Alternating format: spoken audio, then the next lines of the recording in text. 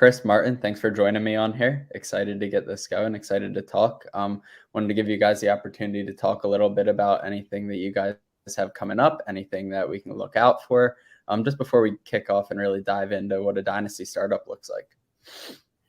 I'll let Welsh go first. He can probably filibuster for an hour on everything. I could definitely. I won't shut up. I'm not going to.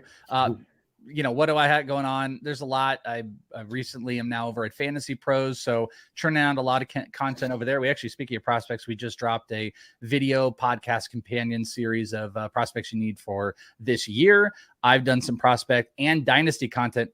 Dynasty articles should actually be coming out like today, which is a Dynasty primer. Dynasty ranks are going to be there. They also always live over on my Patreon in this league. We are in our 10th year of in this league and Prospect One, which is my prospect show. So you can check out the Patreon in thisleague.com where I do all my unique stuff, Dynasty ranks, prospect ranks. I do these prospect ADPs so we can have a prospect ADP system. Dynasty, definitely my life, but doing a whole lot on the Twitter is the best way to find everything I got going on. Nice. So you're an expert. You're the expert here, I guess. And it's very naked, by the way, too. If everybody's wondering what's going on here, if you've ever seen me, you're used to seeing just junk, just baseball's over here, and there's a TV and all this stuff. But I'm moving on Friday, so I'm bare bones to just. Corbin, so you left the two jerseys. I had to leave Corbin and Bobby up on the screen, but I just want everybody to know I do have a Ha-Seong Kim number 7, and then I'm thinking about getting a bat to be like a pulley, and we'll just have 777. So you guys let me know what you think here. But yeah, just Whit and Carroll are with me, so I'm very naked behind. So I apologize. The old stolen base slot machine. Yeah, that's right. Yeah. Yeah. So I'm definitely not in as many places as the Welsh. I don't think anyone is, but you can find me over at Pitcher List, working for actually for Matt on the Dynasty team. I've got a lot of stuff coming out. We just finished wrapping up our prospect look up for all 30 teams. And then February, we've got some stuff coming for DSL lookbacks for 2023. And then Matt and I are going to do a fun little prospect debate. Spoiler alert, we're going to debate, even if my rankings changed and it's not going to be as exciting as it was before, but we're looking forward to that. So glad to be here, and let's roll. Yeah, awesome, guys. Yeah, I'm looking forward to that article, Martin.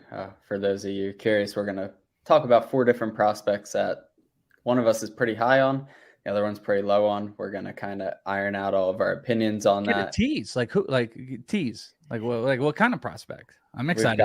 We've got Jet Williams on there. A little low. Okay, so Yeah.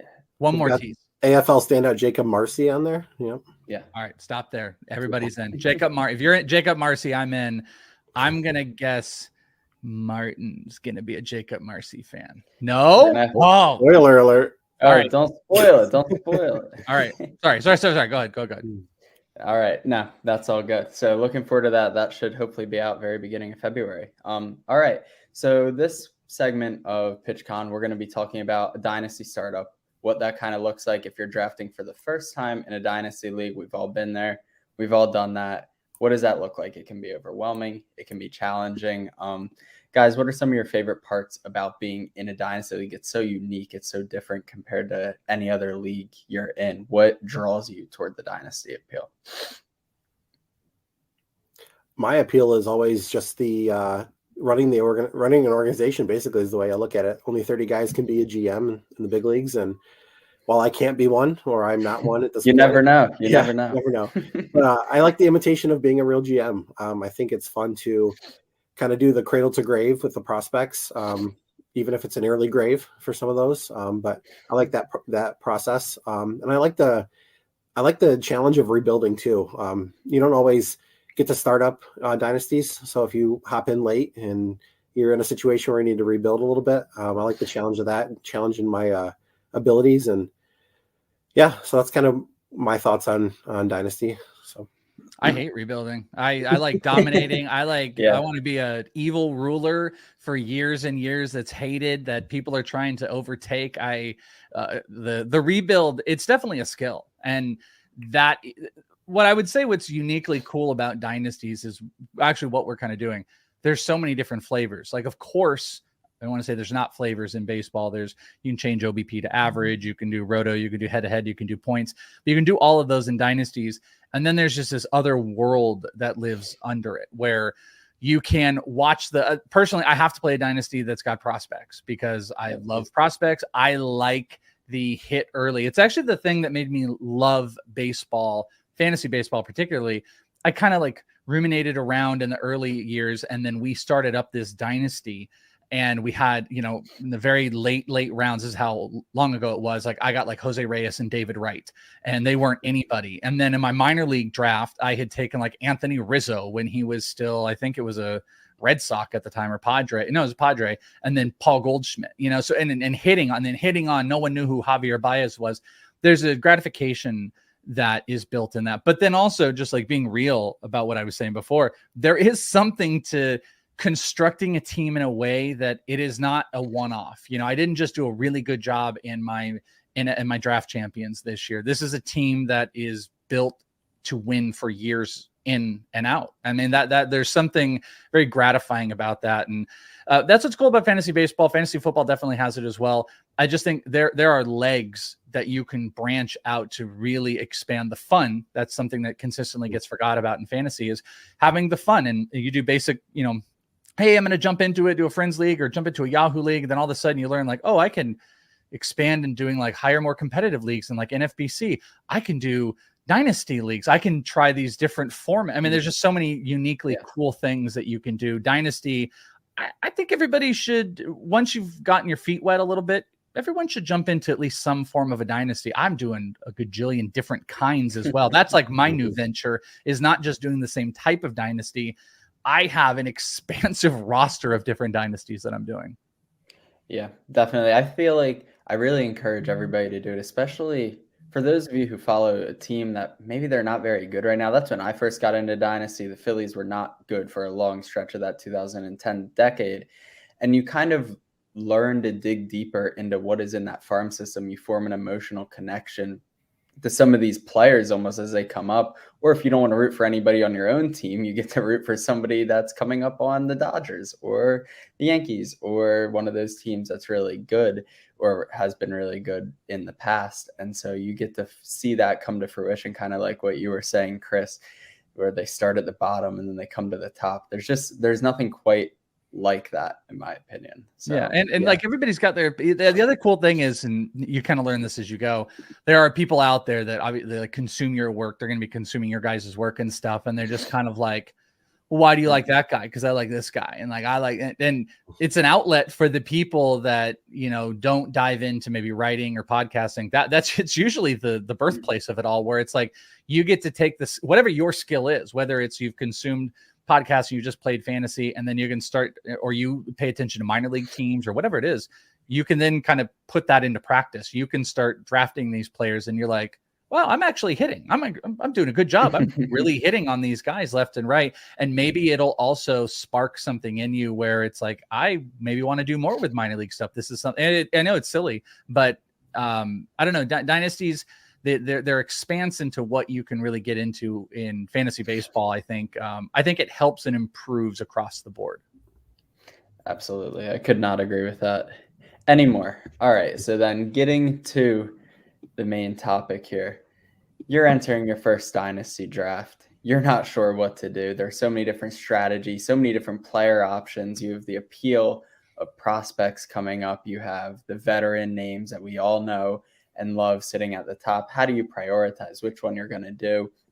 I think that's something that people really struggle with. So I think one of the biggest questions, and Maritn, you can start us off here, is hitter or pitcher?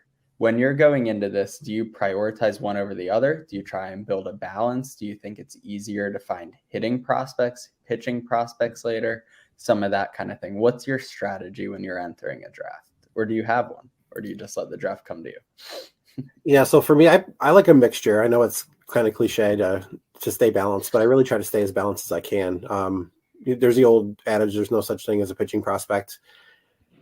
Yeah, to an extent, but it is, you still want to pursue arms, right? So in my opinion, I try to find the best player regardless of age. And we'll talk about a dynasty that I just joined up with recently that we did a startup draft. We'll cover some of that later, but I have a balance of veterans and rookies, and ultimately it's just, you're just looking for anything to stay competitive, right? You don't want to punt. You can't punt half the categories by completely avoiding pitching or hitting, which I actually have a guy in one of my leagues that does that. He just doesn't roster starting pitching. He just rosters relief guys and just hopes for ratios and pretty much punts 4 or 3 of the main categories, which, your prerogative, right? But for me, I like to have a perfect balance. I follow my strategy as best I can entering a draft. And I try not to fall into like the runs and things like that on positional, depending on scarcity, but I really truly like to have a balance across the board. And I think that's the best way to enter it, in my opinion. So I'll jump in. I guess I kind of like definitively defined like 3 categories. And then there are, I'm doing this a lot today, but like there's branches, there's like versions of all of these. But this prime article I wrote on Fantasy Pros, it's like, this is my 3 ideas. There's win now, there's half and half, which I call, it's the foot in, foot out. It's, hey, Wyatt Langford is here, I'm going to take him. And then there is the complete future build. And the future build, I think, is probably the poorest way to approach Dynasty, simply for like a multitude of factors. Your Dynasty league could be done in 2 or 3 years. That happens a whole bunch. I mean, I did an industry one, the RotoWire Dynasty Invitational, 20 of us, industry people. It was dead after 3 years. So, and we had somebody in there do that strategy. You can do it. And when it's done right, that type of build, you can do like hyper focus on like all the young guys and guys that aren't up and top prospects. And then you can build for the future. And in that respect, you would want to probably more primarily focus only on hitters. The half and half one, I think it's fine. And there's different versions of it where it's like someone will be like, oh, I'm going to take no one over 25, or, I'm going to focus a little bit more on hitting, but I'll grab some closers here. And I'm not afraid to go take a Wyatt Langford, or I'm not afraid to take a guy that's like 6 months away or something like that. My only problem with that strategy is, and then maybe this is my fault sometimes, or the leagues that I play in, I feel like you can get away from you too quick, where it's like, all right, now I could justify Freddie Freeman. He's just such a good player in Dynasty. And then all of a sudden now you're taking Jackson Holiday. And those are 2 great players, but it's a little bit opposite end of the spectrum where, Freddie Freeman, you only have like a finite amount of time left, where Jackson Holiday doesn't really help in that beginning stage. So sometimes I feel like you can get lost, but it is probably the most common strategy. Then it goes to number 2, which is just win now. And win now tends to get into that space of like, I'm going to be hyper-focused on building the best possible team I can to win this year. And I think, again, you can have variations of like a guy like Evan Carter would be an example I'd be fine with. Wyatt Langford would actually be one I would still be fine doing in this one, because I think he's going to come out and produce soon. Junior Caminero, Jackson Churio, those guys would still be kind of okay for this. But in that, you're pushing up players that get pushed down, and you're trying to take advantage of the people that are pushing up all of these young players, hitters specifically. So just coming back to the original point of the question is like, what's the primary focus, hitter or pitcher? I tend to focus on hitters, knowing that in Dynasty leagues, pitching is going to kind of fall a little bit, because that is the major focus. Everybody is going in on hitting. So if pitching is going to fall, I'm going to find some really good spots where I can pick a few of those players out. I can get some older pitchers. Primarily it's like, older core hitter, or a core hitters, young, old, whatever it is, maybe a little bit of an older rotation. And then it doesn't really matter with closers. I'll just, they're going to fall as much and I'll kind of swoop them up. But I tend to go with that win now strategy, which really in every facet is going to be more primarily focused on hitters in my mind.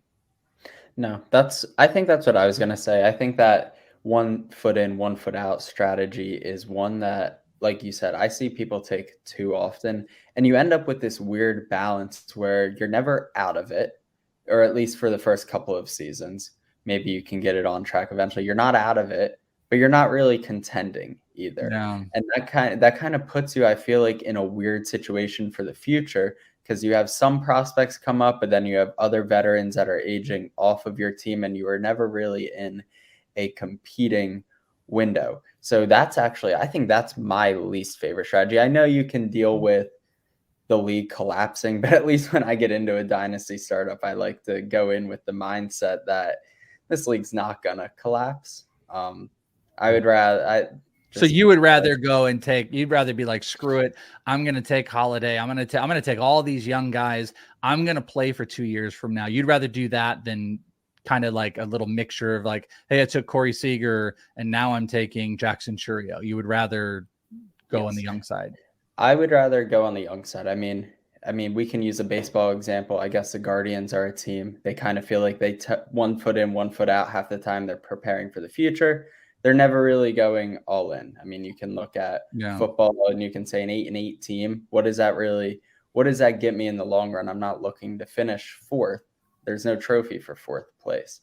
I want to finish first. So I think I prefer to go all in. I like what you were saying. I target more veteran hitters, more mixed of hitters, attack them early. And the only thing I would add, I've noticed too, is I think it's also dependent, and this might be silly, but like the size of the league, because something I want to point out when you're asking that question, like hitter or pitcher, like my default's always gonna be like hitter. I mean, whatever you ask me, like, what do you like in pitching? The hitter. I like that.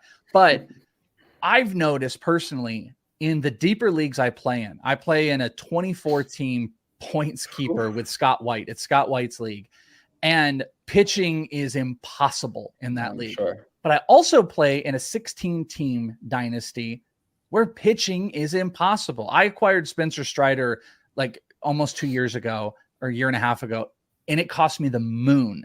And the theory that most dynasty people will tell you is like, you just get, especially if you're maybe going to play for like next year, is build up your hitters, and pitchers are easy to acquire.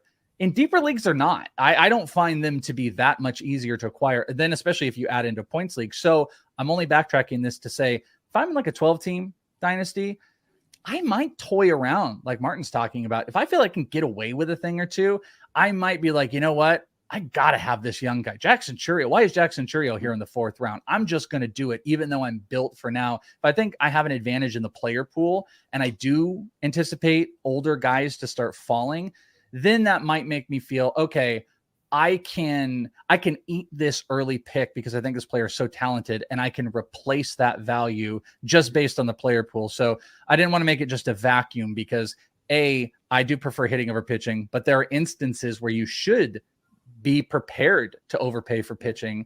And also the league size might play a little bit of a role in what I do, maybe even where I'm drafting as well. Like if I'm drafting at 9 or something in a dynasty and I kind of missed out on that little barrage of young guys in the beginning, you know, I might toy around with a few things. But that's kind of, I also would want to say that's dynasty. It can't be described like I did it in 3 categories, because it's not. It is a fluid thing that you get to play around with, and that's what's really cool about it.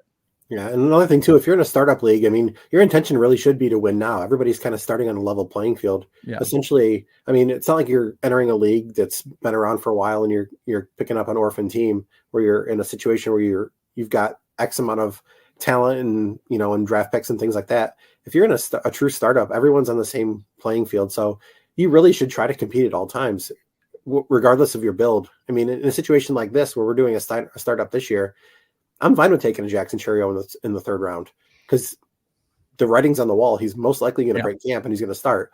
So I don't have a problem with that. Same thing with Jackson Holiday. But if you're talking about someone like an Ethan Salas, you probably don't want to take that value that early in the draft, because you're going to miss out on established players. And as great as Salas is going to be, or could be, we're probably still looking at least a year and a half. And like you said, Welsh, 3 years from now, this league could be done. You're going to sacrifice a 2-year window to grab an Ethan Salas when he may only be on your team for a year before your league tanks. So yeah, and it's tough because also like that's your money. You know, if it's a free league, it's one thing, but like you're also paying. That was always my kind of thing about that whole like, hey, I could just go 25 or 24, whatever you want, 22 and under. I'm taking all the super youngest players. I don't care if they're 2 years away, and I'm taking the best of the young group.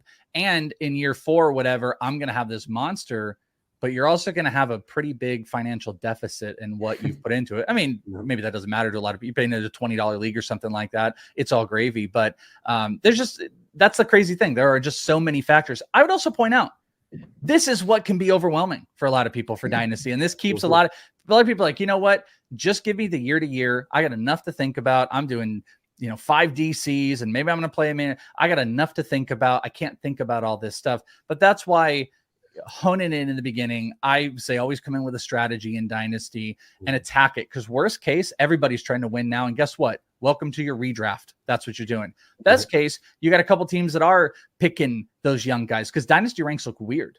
All of a sudden you see the normal redraft things and then you're like, wait, why is Jackson Holiday inside the top 20? He's never played an inning in the majors.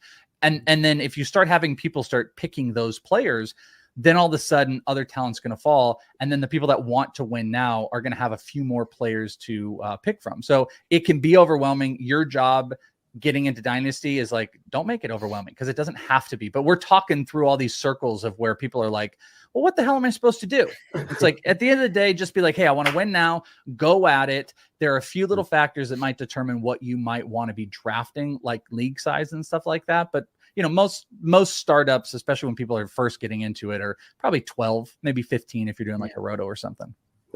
Yeah, I think like you're saying, this is, if you're tuning into us and we're like, well, you could turn left here, you could turn there, or then you could take a U-turn and then end up in the same position. Yes, know your league. I think that's the most important thing. Even a caveat into what we're talking about. If your league is a Dynasty league where you're rostering 7 prospects, if it's a 12-team league, you're rostering 7 prospects. Prospects pop up all of the time. There is a new guy inside of the top 20 every single year, multiple new guys inside of the top 20. So maybe you don't have to push up the young guys as far because you'll be able to add one to your team next year, add one via free agency. Whereas if you're in a deeper league, maybe it's more important to build knowing your league, knowing your rules, and knowing the managers that you're drafting with. I think that's an important thing that gets overlooked a lot of times. If you're in a league with a bunch of prospect guys, odds are they're going to want to draft the prospects because they want to be the first guy to get all of these fun, flashy names. If you're in a league with people just getting into Dynasty, that could be overwhelming. You might be able to find some more values on prospects late. They might be targeting the guys that they already know, that they already love. So knowing your league, knowing your league mates, I think that's a great place to start with something like that. Okay, so Chris and Maritn both were recently in. Chris, I believe yours was a mock, and Maritn, yours was a real Dynasty startup draft. So we have some data that we're going to play around with. And I was looking at both of them. We kind of started talking about hitters or pitchers. One thing that was interesting to me is 4 pitchers were taken in the first 2 rounds of Maritn's draft. Only 2 in Chris's. Now, 2 more were taken at the 301 and the 302. So essentially, it was 4 and 4. Strider, the obviously first pitcher taken off the board. Everybody knows that. Garrett Cole was another name that popped up in both of those. And the other 2 names kind of differed. Corbin Burns, who went early still in Chris's draft. And the big difference was Pablo Lopez in Chris's draft was taken in the 2nd round. I kind of wanted to dive in a little bit. He's been on with Nick on Playback talking about one of his starts. That was pretty awesome to watch. If you haven't had the chance, I encourage everybody to go watch that. But Pablo Lopez, what is his Dynasty value? Is he a 2nd round Dynasty pitcher? Is he in that same upper tier? Was that too high? What do you guys think? I just kind of wanted to dive in on him. Who do you want to go? Go ahead, Welsh. Okay. So there's a little context to this. Nate Handy was the one that made this pick. So Nate values pitchers. Nate, you can hear on the Dynasty Dugout. He's actually part of my Patreon as well. Nate does some shows, great prospect mind, fantasy player and everything like that. But Nate, he will do, he's going to do his things his way. So regardless of where the values are, I say all this to say, like, I'm not sure if we did 10 of these that Pablo in the other 9 would even go in the top 4 pitchers. But in this case, he did. But it still stands the test to, like, okay, let's even argue that Kirby went as SP2 and then Cole went 3 and then Pablo went 4. It still bodes the same question of, like, does Pablo belong in this discussion? And yeah, I think age speaks well. Expected numbers to production speak well. An exponentially better expected ERA, one of the better in the league. He underperformed his own ERA, 3.67. We know the strikeouts were enormous. Top 2 pitches, 56% of his pitches thrown had an over 31% whiff rate, which is pretty immense. I mean, he has just become really a dominant strikeout pitcher as he's added this sweeper. Super smart guy, age on his side. I mean, all of those things speak to like, hey, this is a guy I would like to invest in. But then you get back to like, do you want him over Zach Gallen? I personally don't. I know Gallen was a little bit wonky last year, but I think there's a safety for sure that exists in Zach Gallen from a strikeout perspective. I really think the lows won't be as low with a guy like Zach Gallen as they could with Pablo, but the highs might not be as high. So that's like a risk reward type of thing. I think Pablo exists like he does in fantasy right now for 2024 as like a top 8 SP. I think he's in that same conversation from a dynasty perspective if you wanted to do that. But, you know, when we get into the third round of the mock that I did on ITL, we only had 4 pitchers go in that third round. So that was a total of 6 pitchers through 3 rounds. And then the floodgates freaking opened in the 4th round. It was just Bob, Gossman and Yamamoto and Castillo and stuff like that. And it's like, do you need that 2nd round pick on Pablo Lopez when you're leaving a lot of I mean, Tariq Skubal's another prime example. Tariq Skubal is maybe like the younger version, I could just say, of Pablo Lopez on what people are projecting. Obviously in 80 innings last year, what he did from not only the strikeout perspective, but the league's best expected ERA, and projections are phenomenal for him. Would you rather have Pablo in the 2nd or Tariq Skubal in the mid 4th? And those are the type of things I would personally weigh. I would, obviously, because I'm talking about hitting, I would rather Tariq Skubal in the 4th and take 3 slam dunk hitters. But this is why Dynasty is different. And this is, I think, one of the questions maybe we're going to talk about, where the group is doing something and someone else can pivot for an advantage. That is a overall fantasy baseball strategy. Everybody else is taking hitters. Well, guess what? This allows him to get 2 lockdown. He got Kirby and Pablo Lopez, allowed him to have maybe the two best pitchers over a 5-year span, maybe not over the next 3, but that is an advantage that he felt he was able to jump on. So I'm not shocked that would happen. Pablo's in the discussion. I just don't know if he necessarily belonged as like the 2nd overall SP taken. Yeah, I think what was interesting real quick before Maritn jumps in here and gives his opinion was one other piece of context is he was picking on the end. Like he was on that wraparound. And so in that situation, he wanted to get his guy. He wasn't confident that his guy was going to get back to him at the other round. That's another 100%. thing that you have to keep in mind when you're drafting. If you have a whole tier of pitchers, I'm assuming Strider's in his tier by himself, and you're looking at your board and you're like, well, I kind of like him as much as him, as much as him, as much as him, but you don't pick for, that was a 15 team league, 15 team draft. 15 team mock dynasty. So you're not picking for another 30 picks. There's a chance, like Chris said, they went pitcher in the 4th. Oh, there's not a chance. It's an assurance Pablo wouldn't have been there. It was a 100% assurance that Pablo would not have been there. So you nailed exactly the analysis too. This was somebody that said, I don't care about value. I don't care about ADP. I'm getting my guy. And that is more than any other spot. That's where Dynasty is about too, because you are married to these players for either forever because it's Dynasty or whatever type of contractual thing that you guys have put into your Dynasty leagues.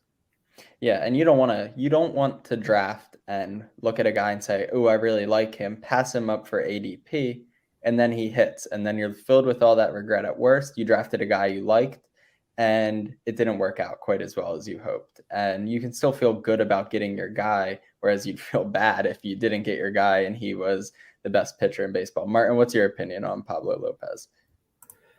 Yeah, so I think another important piece of context we left out was that Nate picked 1-1. So he's got Ronald Acuna. So he's got a safe floor in all 5 offensive categories, if it's a categories league or in Roto, whatever the case may be. He's got a safe stability and average in RBIs, runs, stolen bases, and home runs. So you can do what you want. And my notes basically said, it's a personal preference. I mean, he basically took a pocket aces approach and he added Ronald Acuna to it, which is kind of a fun build, in my opinion, in Dynasty. So as far as Lopez itself, I think, like Welsh said, he's made some changes. He's leaning more on the changeup. He's increased his changeup usage by 14%. He added the sweeper and swapped the cutter. I mean, I personally have a tier with Strider, Cole, and Burns in the elite tier and my top tier. But then I've got Lopez, Castillo, Gausman, Nola, Wheeler, and Gallen all in that next tier behind him. So Did I'm I not hear fine. Kirby? What's that? Did I not hear Kirby in there? No, I don't. I have Kirby actually a tier down only because I want the tangible changes in the strikeouts to continue to climb. If I can see him continue to climb in strikeouts, I'm fine with it. The strikeouts aren't there when you compare him to the other guys on that list. So I know Welsh from I know. I'm just no. But as far as Lopez goes, I'm fine. I've got him as a top 10 starting pitcher. And it's really just personal preference at that point. I love Nate's build. I think it's a fun build. Anytime you can start with Acuna, you just have a variety of options at your disposal. And it really just comes down to personal preference at that point. I can't fault him for his build. And I personally wouldn't have Lopez ahead of Cole. I've just seen the track record of Cole, but I'm fine with it. So yeah, the other pitcher and the pitcher who went SP2 in Maritn's draft, I think Welsh, you actually ended up with him, Yuri Perez.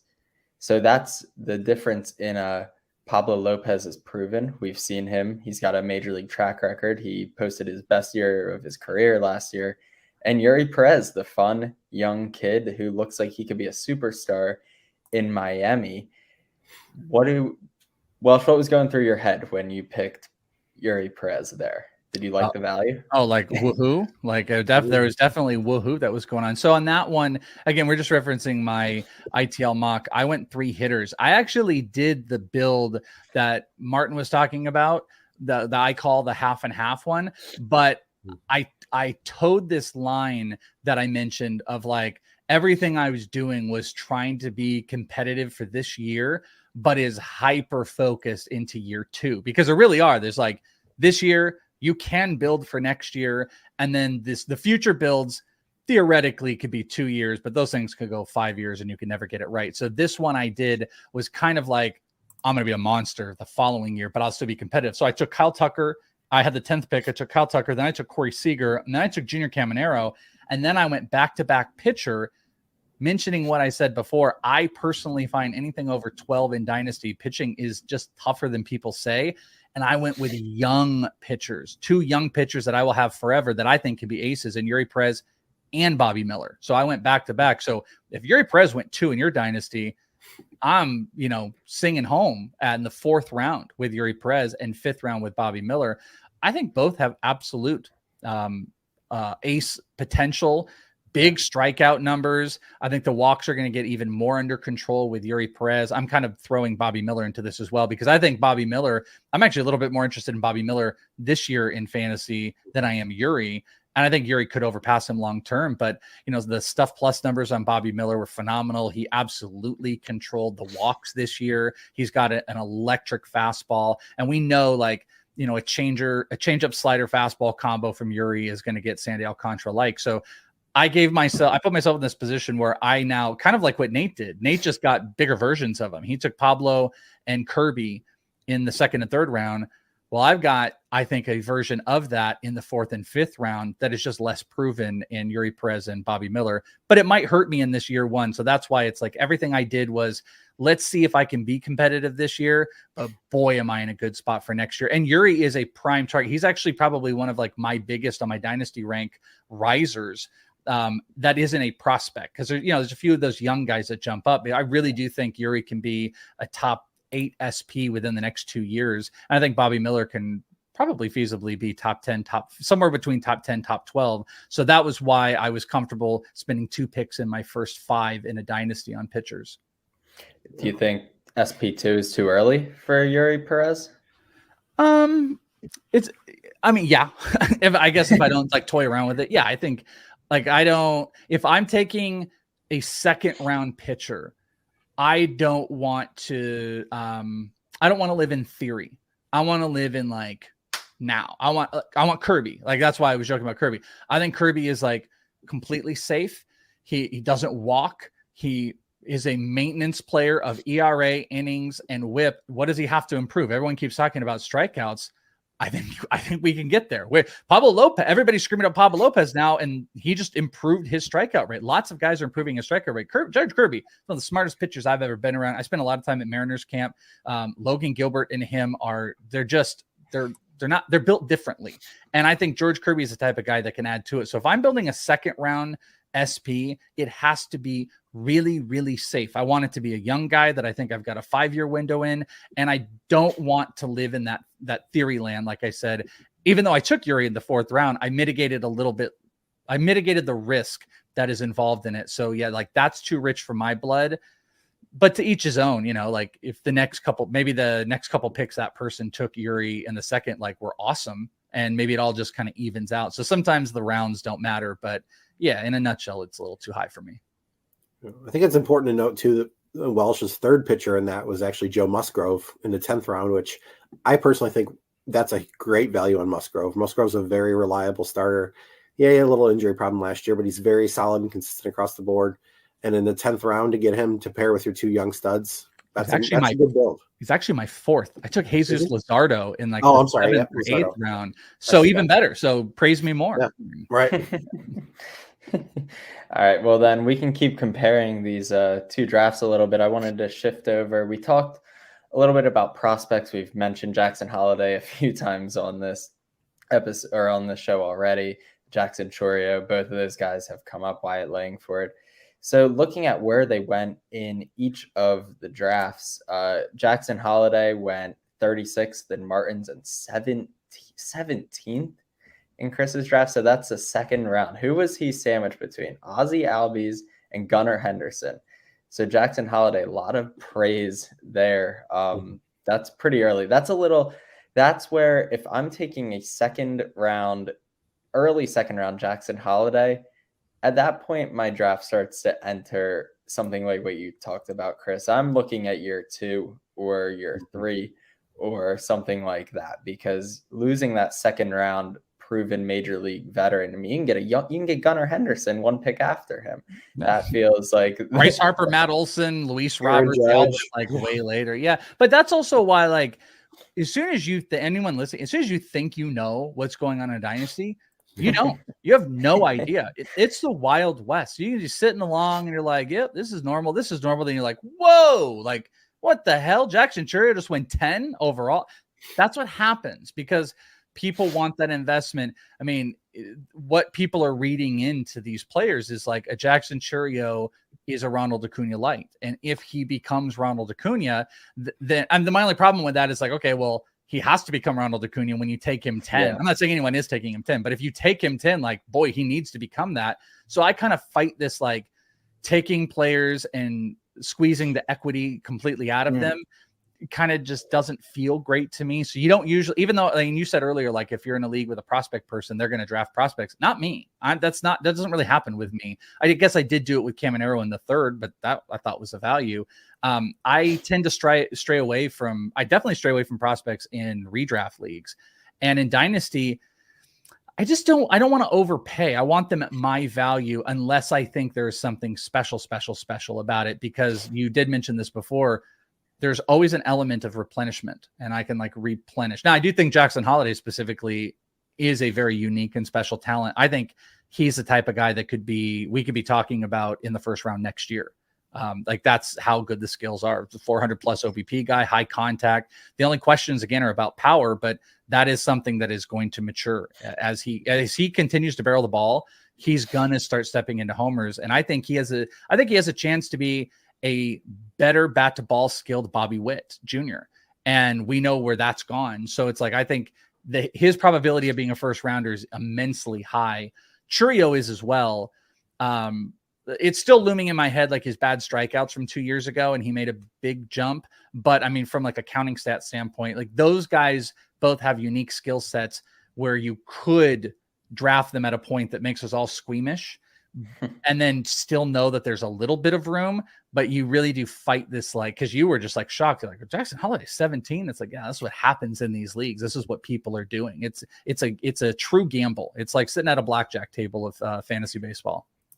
Yeah, I think what you said about equity, I think that's an important tip for those drafting out there and drafting prospects. Look at a player and say, how high could they go if they hit their ceiling? What is their ceiling? For Jackson Holliday, it's probably the 101. Realistically, once Ronald Acuna gets out of here, or tired of seeing him play the Phillies. But look at what their ceiling is. You don't want to draft a prospect above where their ceiling is, because then you're overpaying, or even at their ceiling. That's how I feel in Maritn's draft. Looking at it, Jackson Holiday went 36th overall, Chorio 37th, Yamamoto 38th. So they all went back to back to back. It was a little prospect run there, but that feels much more reasonable to me, because there's so much room for upside. And even if I'm not getting contributions in that first year, whereas drafting Holiday at 12 puts a lot of pressure on him to perform, in my opinion. Maritn, did you like or dislike any of the values on those prospects that went in yours, where like 30s for Holiday and Chorio? It looks like Langford went in the mid 20s and Yamamoto. Was there any one that you were like, this stinks, or man, I wish that was me? Yeah, so I actually had it in my notes. So I actually passed on Langford. I passed on him at 23, and I went with Freddie Freeman. I grabbed Ohtani in round 1 and came around and took Freeman in the second half. And I honestly didn't really consider Langford. I just felt like it was too high. He's in my dynasty rankings, as a top 40 player. I don't exactly know where, but as far as Holiday, I'm perfectly fine with where Holiday's at. I don't have any issue with that at all. I got sniped on Chorio. I had Chorio queued up. I was going to take him at 38. So I ended up grabbing Yamamoto. My plan originally going in was I wanted to get 2 of my top 15 SPs in the first 6 rounds. I have Yamamoto as my SP 8 in Dynasty, which may be a little high for some people, but I also don't consider him a prospect either, but that's just my opinion. And then I was able to grab Aaron Nola in the 6th round, and I've got Nola as my SP 13. So I was fine with where Holiday and Chorio both went. Langford, I get it. He's a complete stud. I just didn't want to take him that early, not with a guy like Freddie Freeman on the board. I mean, I just feel super safe there. But yeah, I'm fine with where guys take guys. My whole thought on value is what someone's willing to pay for someone. So if you've got Wyatt Langford as your 23rd ranked player on your board and he's available, take him. If you've got him at 4 and you want to take him at 4, take him at 4. It's all value is all what someone's willing to pay for someone. It doesn't mean that it's my cup of tea, but it's someone's interested in that player at that value, and that's completely fine. So yeah, and the value argument, I think it's a weighted thing. So it's like first round, it's up here. So it's like, this guy, he needs to produce, like he has this little tiny window to produce. So you want to make that argument about like, we can take anybody we want, but it's like, you only have this little bit. He has to get here, by the way. There's this big path, this big window, and this is what he has to get approved. Now the second round, it's like here. 3rd round, it's here. 4th round, it's here. So you get my point. It's like once you move a little bit lower into the rounds, the risk is like, it's exponentially lower, and it kind of starts to not matter. So like, I don't get into arguments with someone that they're like, well, how could Paul Skeens go in the 4th round or 3rd round? And it's like, well, that's a lot less, because there is this calculation of like, what did I pass on versus what I'm getting at value and what it can return. And this conversation really only kind of, in my mind, exists in like the first couple rounds in Dynasty, because then it all just kind of opens up, and the value thing, it's really hard to put like Paul Skeens' value in the 3rd round. Someone could be like, well, can he really? Yeah, he could be the number 1 SP. It's just, if you took him over Spencer Strider, like what does he got to do to be really good? So that I don't want anyone to get bogged down in all this like value and stuff. It's a minimum in my mind. It's like this minimalist conversation around a key amount of players, and then the world just kind of expands, because like everybody can return value into the 3rd and 4th round with the upside. The upside players, like Maritn said, if you think this guy is here, it's easier to return the value if you got them in the 4th round. It's just a little bit tougher when it's like you've taken Wyatt Langford at 8 overall. You have to ask yourself, what does he have to do? We actually just did on ITL. We did this episode talking about thresholds with Chris Towers. And it's actually, you know what? I haven't even released it. It's right here in the right of me. It's going to release after I get off of here. And we looked at like what the average players were per rounds.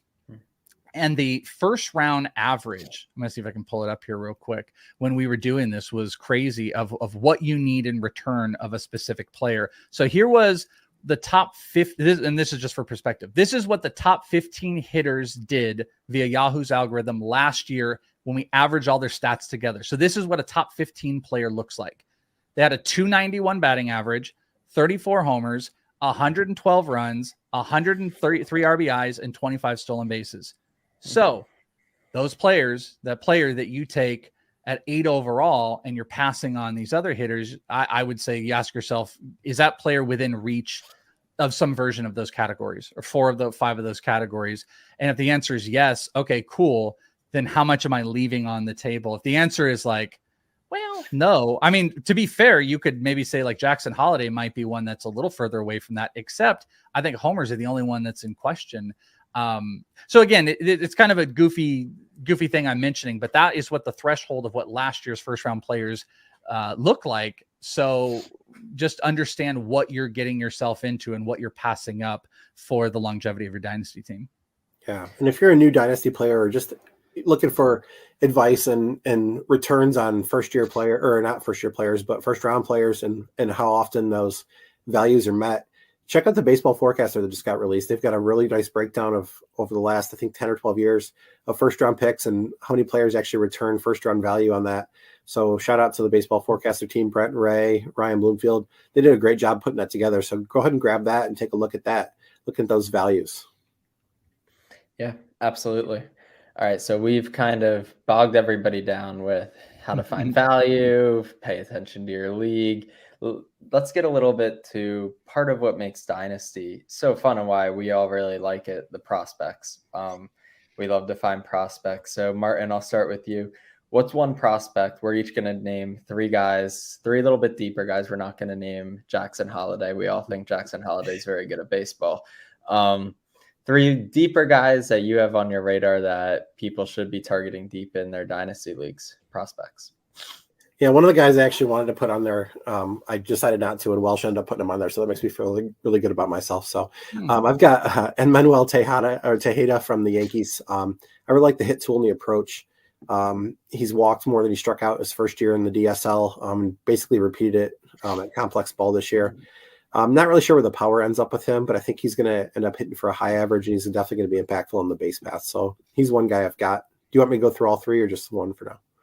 Let's go one by one. Chris, hit with your first one. We'll go to you. Okay, yeah. So in pointing out, we went deeper names because, like, if you're talking in Dynasty, I do think this is an interesting thing to talk about, though, because, like, how many prospects do you truly get into in a Dynasty league? Like in my, I'm not going to get into the whole stuff of it, but I do like a 400 Dynasty. Some people do 600, 800, 1,000, whatever. I do 400. And in that 400, I probably have equivalent to like 125 prospects.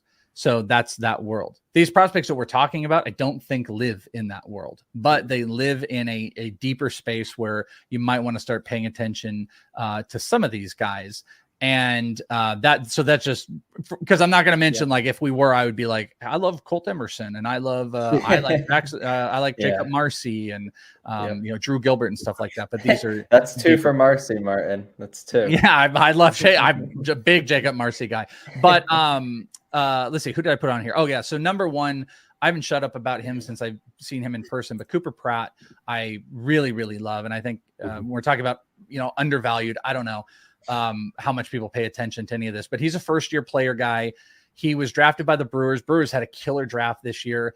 The whole crew came out here and played. I live in Arizona, so I get to see like Arizona rookie leagues and Arizona fall league and stuff. And I saw so much of Cooper Pratt. And we had Brock Wilken out here, who's awesome. Mike Bovey, who they drafted. Eric Batanti. We had the whole crew. And we had all these other great college guys that came. Cole Carrick, blah, blah, blah, blah, blah, blah, blah. Cooper Pratt absolutely shined. He was one of those guys. Every single time I saw him, contact, hits. Kid can run, barrels the ball. He has to fill into his body a little bit more where he's going to start generating some power. But I legit think this guy can be a top of the order hitter. I think he'd be really good at like a number 2. I don't know where the power is going to go. If I dream, it's 15 to 20. I think he can steal more. I think he can hit for a high batting average. He's a Dynasty player deep in drafts. I'd be trying to get prospects, whatever it is. Cooper Pratt, someone I want to be invested in. Yeah, definitely. Brewers had a great draft there. I think a lot of people think that.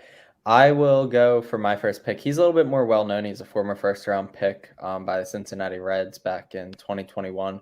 Chase Petty, I think, is going to fly up draft boards. He was a first-round pick by Minnesota. That was my fault. He got traded to he got traded to Cincinnati. But he is a control specialist so far. He came out with a lot of velocity. He's posted really, really strong walk rates. So far, the velocity ticked down a little bit. There have been videos. I think do you guys know if he's at Driveline or Tread this offseason? I think it was Driveline. I think it was Driveline as well. I could be wrong. Yeah, it was one of the two names that kind of stick out that makes everybody kind of pay a little bit more attention when a player goes there. He's touching 98, 99 on his fastball pretty consistently. If he can maintain the walk rates that he was putting up last year, watch out with that kind of stuff. I mean, he posted a 5.5% walk rate. He only struck out 24% of the batters. Former first-round pick. He's got good stuff. That velocity gets back up 98, 99. He could really break out in a big way. So if you're looking for pitching a little bit later, I'd put Chase Petty on your radars. I'll do my last two quickly. I got Mason Barnett. He's the third-round pick out of Auburn from the Royals organization. Pretty solid first season in 2023, 28.8% K rate, mid-90s fastball, really good slider. Changeup still kind of a work in progress, but if he can really stick to that third pitch and figure out a third pitch, I think he's definitely can stick in the rotation. I think he's going to climb up some boards pretty quickly this year. Another FYPD guy, I like Miles Naylor, third baseman from the A's. We know about the family lineage. Supposedly he's the best, so we'll see. I think the power's legit. Probably going to be some concerns about some swing and miss in his profile, but he's only 18 years old, so let's give him some time to settle into the pro game. But I really think Naylor's going to be an impact player down the road.